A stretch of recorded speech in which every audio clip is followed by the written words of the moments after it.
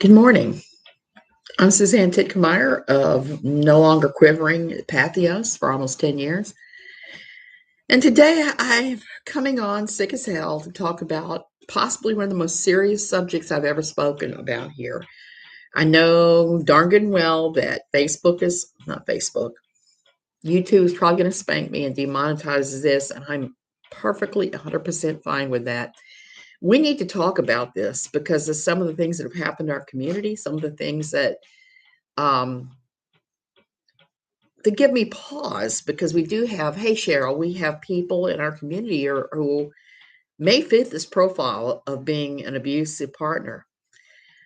When I wrote for NLQ, we came up, several of us, with definitions of what that looked like, what that abuse looked like, and how to escape. It's not an easy topic. Grandma duty with 2-year grands. Good for you, Michelle. For me, I'm just going to be in that bed. Yesterday was horrible. Oh, Kira, I'm sorry. My grades suck. I get them sometimes. They are the worst.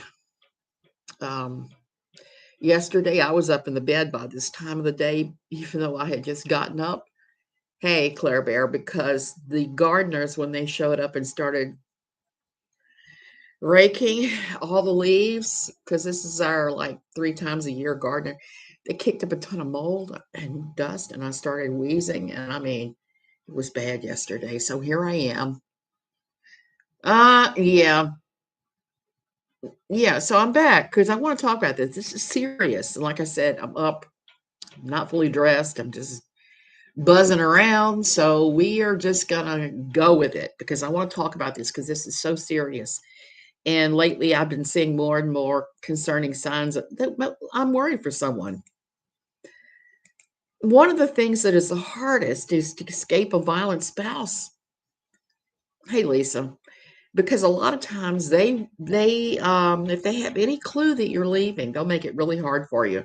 I've seen pretty much any kind of a financial abuse, physical abuse, emotional abuse that you could imagine in among my readers at NLQ. And not only that, but within myself. I was married for a while to someone who was rather violent, very short period of time, coming up on my 35th wedding anniversary with my husband here soon. And it has been like night and day. My first husband, I ran away from him with a baby under one arm and a suitcase under the other, still sporting bruises. I left and I completely got away from him. But most women aren't that lucky. Most women have to plan. And I did plan. I had to plan to do it when I knew that I was not physically unable to make that, hey, bless Chris, make that escape, because it's not easy. And that's the thing I want to talk about today. For anybody who may be experiencing spousal abuse and thinking about leaving, especially if you have a few little ones. The verbal abuse is a sign of physical, in my humble opinion. The battered look timid, both present. Lisa, exactly. That's why I started thinking about this. Because if you have kids, even if you're not going to leave for you, you really need to leave for your children, because your partner is just going to escalate. And that's my experience with violence. Everything I've seen, all the statistics. And I don't know if you know this, but you are 4 times more likely to be beaten by your partner, by an intimate partner, when you are pregnant. It's like the highest flashpoint of your entire life is right then, when you're pregnant. And that seems to be like, you think about that and think it would be opposite of the man that you love, that you're carrying his baby, would protect you, but no, you're more likely to get beaten then. Statistics cross my desk all the time, and that one was the only one that ever surprised me, was that one. Okay, so how do you escape? Well, it's hard because that's the moment you're most likely to be either abused or killed even. There are so many women that have escaped and been murdered very quickly thereafter by some of the abusive men in their life. So it becomes it becomes crucial that you plan, and you plan your exit. You can't just say, Okay, I'm running away with the baby and a suitcase under my arm. I had to plan that. I had to plan for when I knew he'd be out of town, when I was able to walk again after the last beating I received, when I would be able to escape to a family member's home who was able to protect me. I had to coordinate all of that in order to be able to leave. And that's exactly what I'm talking, especially the stepkids are victims. We've heard this in abundance. Absolutely. Absolutely, we have, Lisa. That's what's so scary about this. I left a narcissistic abuser after 17 years and 4 kids. And my kids told me, Mom, we wish you'd have left earlier. That's the thing I want to point out. Most the kids aren't no matter how you're going to hide it, the kids will know. The kids will know that you're being abused, that this is going on, even if they're not being actually anything more than verbally abused. They'll know, and it colors everything. I'm going to talk about that in a second, but you have to make a plan, and it can't be just I'm just going to run off. Lisa, this happened so many years ago. I got married when I was 16 to someone double my age. It was a huge mistake. I ran off and married him. Within 2 years, I had to leave because he was abusing me left and right. And eventually I did get my divorce, but it took some time and some intentionality to go through all that, which meant that when I met my husband, who I'm almost been married to 35 years, that it took me some years to trust him enough to marry him because of my experience with my first husband. He told me later he'd have been my husband Jim, that he was ready to marry me at any point after the first 6 weeks we were dating. For me, it took more like 4 years before I could make that jump. My teenage boys saved my life, literally. Yes, Michelle, I'm sure they did. That to me is the horrible thing about this. Most of the women I've known can't leave for themselves, but find the strength for their kids, thank goodness. Yes, for the kids. Do it for your kids. The most dangerous time for abused women is right after they leave. Yeah, you definitely must have the plan because of that. That's why. And what does that plan look like? Well, you have to start. One of the big important things is you have to start compiling the documents you will need, like your birth certificate, all the birth certificates of your children, any school records, copy your marriage license. You need so many documents so that when you leave and you go file for whatever, or you sign up for this or that, you have everything documented. I know of too many cases where men have prevented women from leaving by withholding legal documents. Hey, Ginger.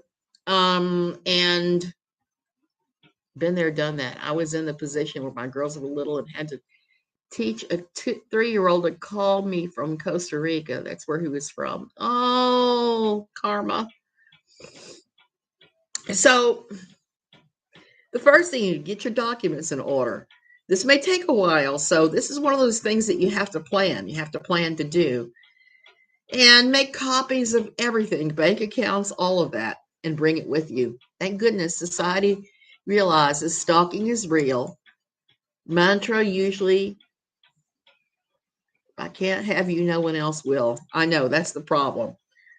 So after you get all your legal documents and you make copies of all the paperwork, like bank statements, records for unemployment, or for 401ks, you just pull financials as much as you can and make copies of everything, because you will need that when you divorce.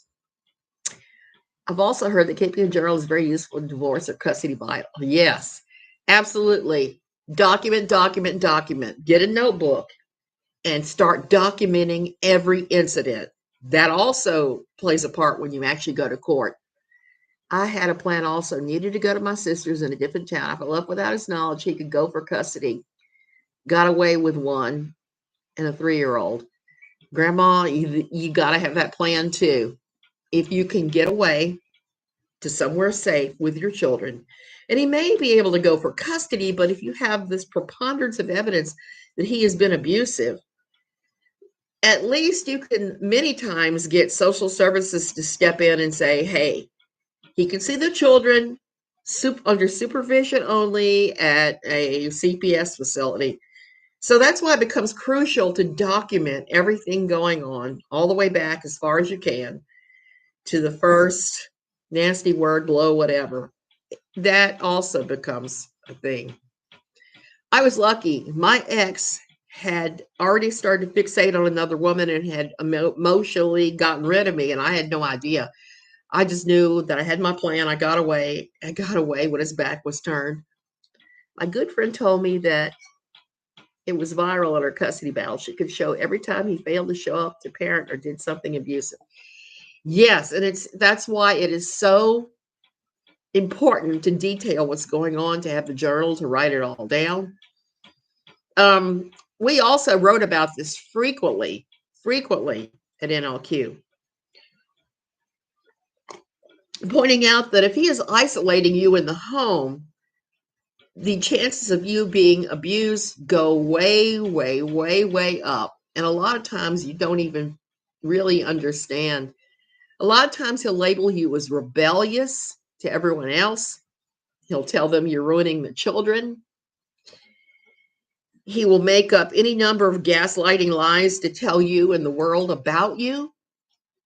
And many times in a lot of these quiverful families, the women will take that blame upon themselves, and that is really wrong. You're not responsible for his bad actions towards you. You just are not. I don't care what anybody says. It's not rebellion. It's not anything. It is what it is, and it's abusive. Mother-in-law, severely abused, always said worse while pregnant. Yes, her stories were nightmares. Who needs stranger danger when the enemy is in your bed? Exactly right, Lisa. Oh God, that's one of the first things they try to do, right? Isolate you from your friends and family, and typically you don't even notice it first. Yeah, it escalates and escalates. Exactly. Have an emergency bag, suitcase, and necessities for self and children left at a safe place. Exactly right, Gingerly. That's another thing you have to do besides get all your documents and document the hell out of everything. Don't be surprised if he tries to involve law enforcement and he tells law enforcement a tale that either you're crazy or something else. And the abuse that I'm talking about is not just physical. Physical violence is just one way a man could abuse his wife. Abuse, it also includes things like threats, ridicule, coercion, manipulation, intimidating body language, intimidating language out of his mouth, playing mind games like gaslighting.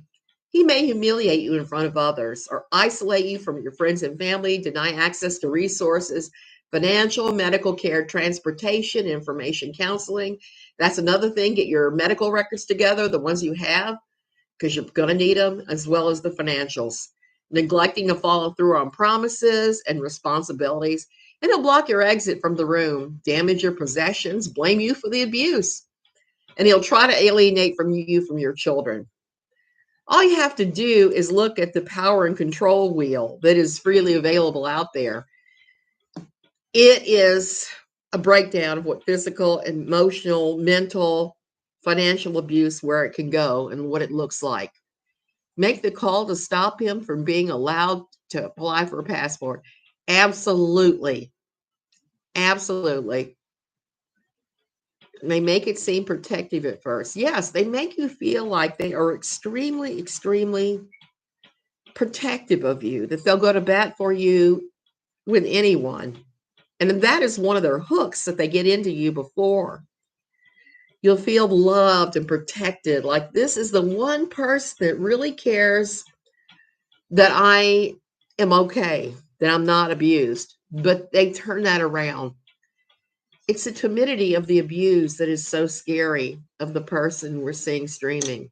Looks like a little mouse, in my humble opinion. Lisa, that's exactly right. That's why I'm driven to say these things and make this video, because of what I've observed with this particular streamer's wife.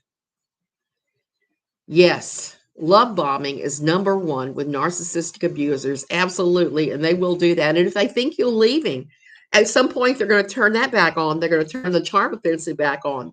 They will start love bombing you again. They will start trying to make you feel protected and loved. They'll tell you, but you know, I love you. I love you so much. I only do these things because I love you.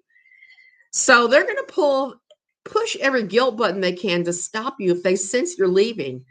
So the trick is to get this stuff in order, get your financial records, get your legal documents, put aside some money, document everything he's doing, get medical stuff together if you can.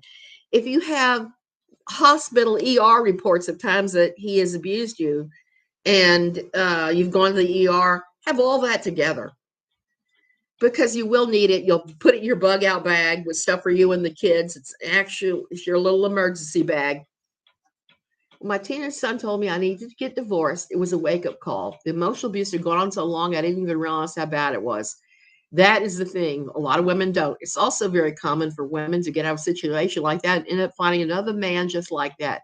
It took me a lot of therapy to look for the signs.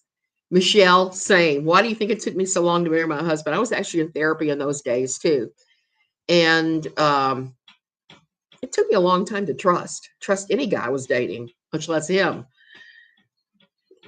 Yeah, putting aside money is crucial because they'll block that. Exactly. So that's why you have to start squirreling away every penny you can grab in your run up to leaving. And because one of the things that the biggest thing they'll do is financial abuse. If they sense you're about to leave, they'll cut you off from all banking or financial resources. And tell everybody it's because you're spending left and right. The alpha macho charm and charisma intoxicating to a young girl, protective, jealous, leads to controlling, stalking, and abuse. Kids just complicates. Exactly. It just complicates everything so much more horribly. So you have to take a look at that power and control wheel and see if any of those things fit. The problem with Quiverful is they're telling women that they need to work on their marital intimacy, to be more cheerful and submissive, to train the children better, to keep a cleaner house. So many different things. They'll tell you that this is what you need to do to have a perfect marriage. But I see this out in the world too, these ideas that I'm talking about. If you just do this, this will happen. And it's not quite at all how it works. Exactly, Michelle. Kids get therapy too. They must, because children are equally victims to your abuser. Now, they may just have terror and PTSD because they watched him abuse you. Maybe he doesn't lay a hand on your children, but they're going to walk away with these problems too. They're going to have issues. There's no doubt in my mind about that. And it takes a while before you can recognize the pervasive poisonous power in your marriage, but you can. And here's the thing with these abusive relationships. A lot of times you'll get very bonded to that person, and that creates a bondage later. And that was the other thing I want to say. Children are at risk of lasting damage when abuse is present in your marriage. It's not a safe or a healthy environment. Most states consider child abuse when your children witness abuse between parents. In some cases, you can even be held liable and lose your children if you don't take appropriate action to protect them from the consequences of their other parents' abuse. So if you're staying together for the sake of the children, you're not doing your children any good. That's where the therapy can come in handy, is after you've left. My pastor at our Lutheran church told me to give him another chance. They will tell you that, and don't do that. It's very common in every kind of religion for them to tell you to do better and to go back, to give them another chance, to be more submissive, to be more understanding, to cook his favorite foods, to do all that. None of that makes one fart in the wind. If he is abusing you, if he's abusive, doing those things is not going to help in the long run. Just getting away will. So the kids can absolutely have PTSD from seeing emotional abusive behavior in their parents their parents' marriage. It can lead to things like depression, anxiety, eating disorders, bedwetting, self-harm, and defiance. Those are the most common side effects. Children often internalize parental conflict and blame themselves. Or they tend to take that anger and aggression they're feeling and turn against other people and become bullies. If your children have been affected in any way by abuse in the home, please seek medical help and mental health therapy for them and yourself as soon as possible. If you don't think you can afford this, call a community health, mental health, or child protective association for assistance. Yes, there are always going to be community resources for therapy in these kinds of situations. No matter how much you comply with his demands, you'll always find more. Yes, exactly. I went to a girlfriend's house and she was splashing Pine Sol over all. If the house doesn't smell fresh, I get it bad. Thank goodness he found a new girlfriend and left her. I worked on getting her out. Lisa, that is really common. Adult alcoholism. Yeah, that really complicates.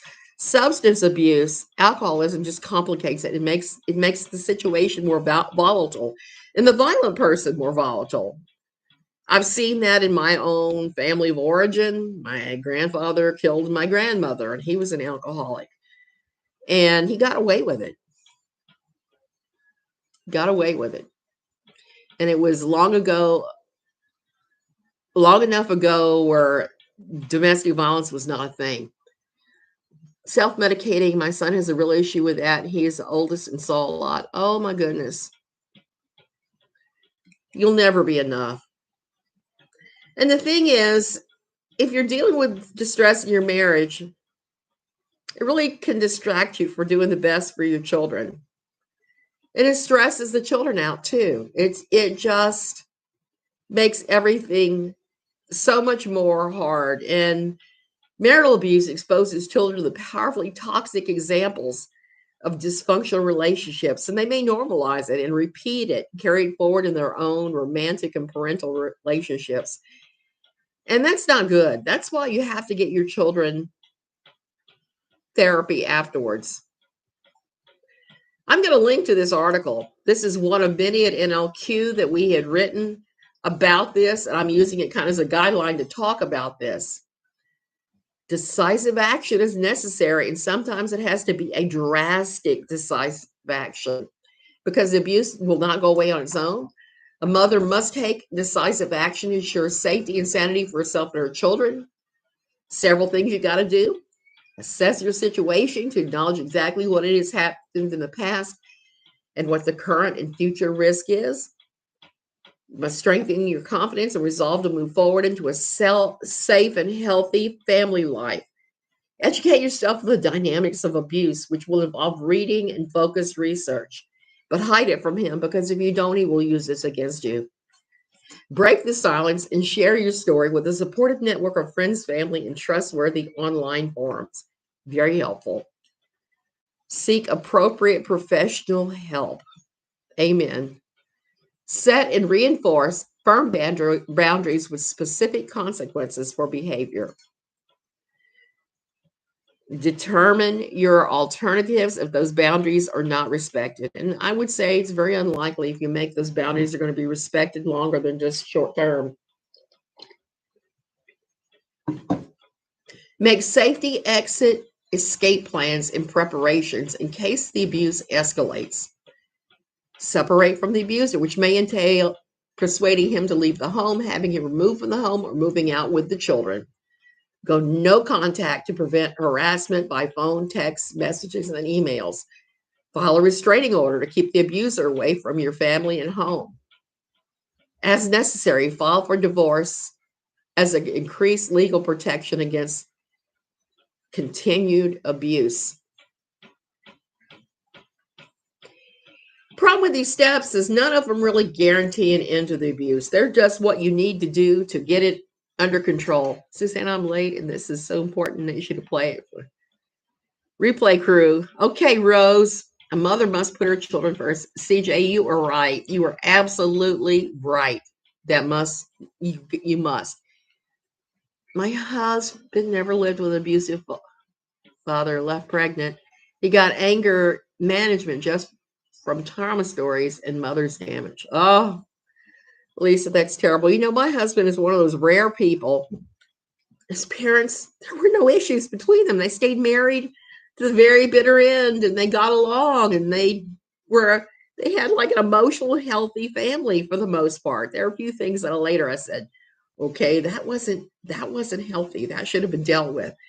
My husband, when he was a child, he had these things that we're talking about when these things are going on. He had some reactions, but it wasn't to abuse. You'll laugh.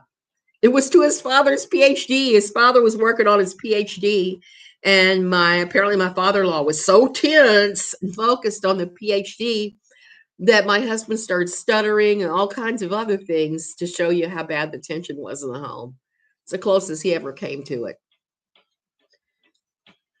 When I told my mother what was happening, she said, well, you made your bed, you married him, now lay in it. My sister was my savior. God rest her soul. For me, it was my father. And he had said that to me, but I still approached him when I left and said, hey, come get me. I'm on the street corner. I've got the suitcase and the baby. Come get me now. And he did. We lived in a camper last year to get away.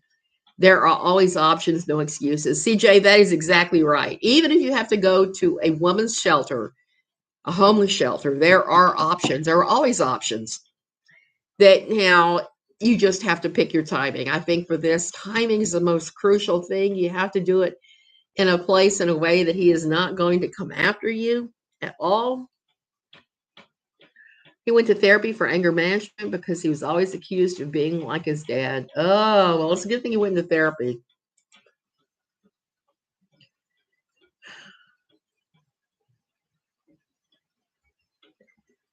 Okay, so help is available. You just have to know where to look. Taking action in a domestic violence situation can be confusing and intimidating. He's going to try to cut you off from any kind of help whatsoever, any kind of legitimate help.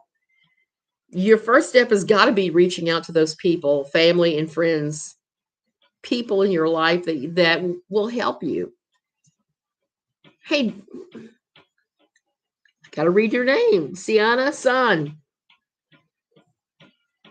And so that you know that he's going to try to cut you off. Most people are going to try to move you towards safety and healing. Not always are you going to be believed. There's going to be those family members and friends who are going to blame you, and you have to just know you got to move on and go with someone else.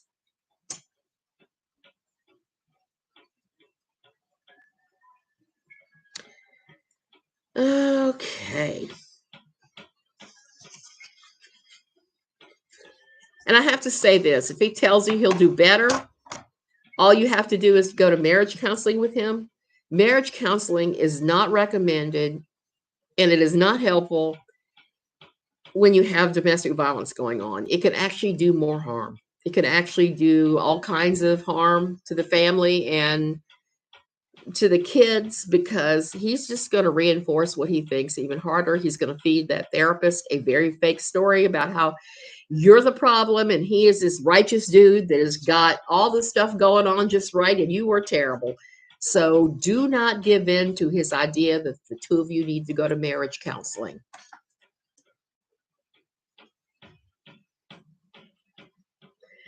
And if you can't find anyone in your existing personal circle of friends and family, there's help in your community.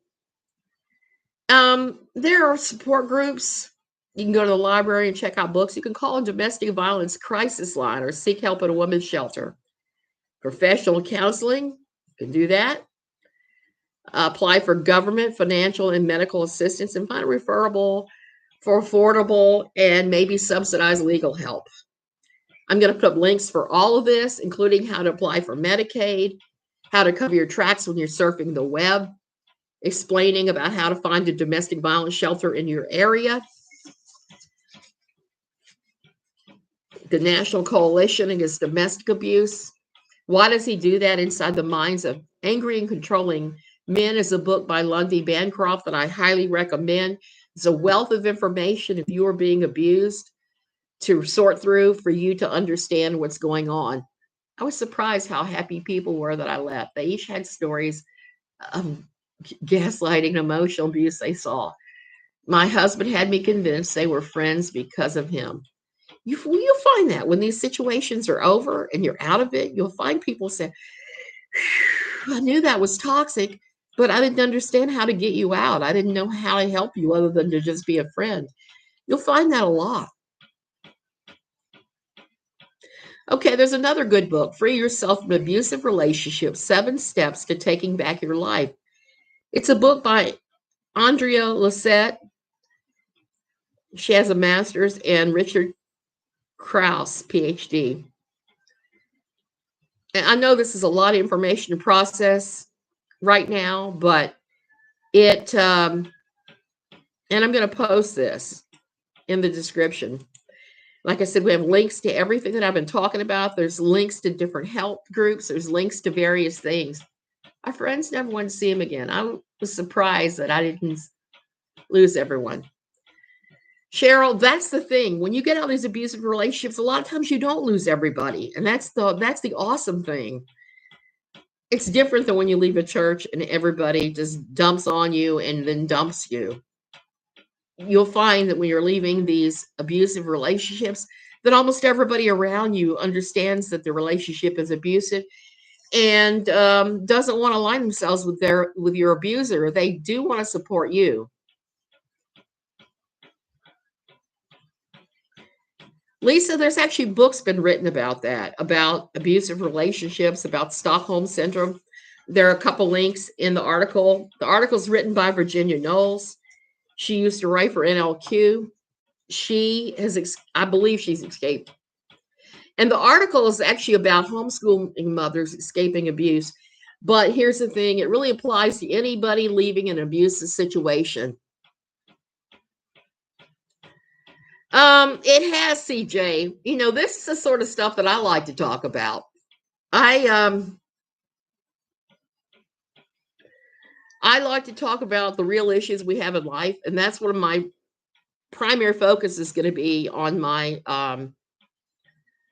going forward, because this is the stuff we need to talk about. People think that being in these abusive relationships, that there's no help for them out there. The truth of the matter is there's an extreme amount of help. You just have to know where to look. You have to know what steps to take to get out of there. The information really needs to get out there, and there's a lot of domestic violence going on that's been escalated because of the pandemic. I'm also seeing a lot more online ridiculousness because of the pandemic. Before the pandemic, it was less than this. Now you have people taking extreme steps and doing crazy things and saying crazy things, and you're like, nope, I don't think so. I don't think so. I don't think so. It's just pretty silly where they go with all of this. It's really been amplified lately, and I'm seeing more and more of this, and just like saying no. I lucked out with my husband, Jim. Jim is really a great guy in so many ways. But it took therapy after leaving my first husband and divorcing him before I found the right one. And I like to say I had 10,000 horrible dates, 10,000 dates from hell before I met Jim, because I did date a lot after my divorce. And it was interesting. Interesting. And it's something that, you're right, Cheryl, people do need help to leave these things, which is why I'm doing this stream this morning, because this person's stream, they keep calling me filthy names and saying, oh, she's missing a tooth. Damn straight I'm missing a tooth. I'm missing this tooth because of mast cell. My body rejects just about every dental treatment, and I end up losing teeth as a result. One day, I guess I'll break down and get dentures. Today is not that day. One tooth being lost is not doing it. So for him to say that, and that's the only one I have that's gone, is ridiculous. That's what an abuser will do. They will find the littlest things about you and make the little thing into a big thing. I'm sure if I was still married to husband number one, I would have gotten some really horrible stuff. But let me tell you something about husband number one. He couldn't keep his dick in his pants. But you have to understand, we were also heavily involved in the music business. I sang semi-professionally. He played various stringed instruments, and we traveled a lot. It made it very difficult for me to get away because of traveling. Like I said, I had to very carefully plan to leave. And I had to take those steps that I'm talking about. The steps like getting your documents together, writing a list of everything that has happened, document. It took a while. It's so important if you don't manage money to leave your emergency fund, to have your emergency fund. My hubby surprised me. We had more money going into retirement than he thought. That's always good. That's good. That happened to me too. I didn't know we had quite as much because money is not my thing. I'm not the best with financials. That guy in there runs them for the most part. I was always good at picking stocks and reading a profit and loss statement. Good at that. Not so good at the nuts and bolts of every day. But I've been decent with investments.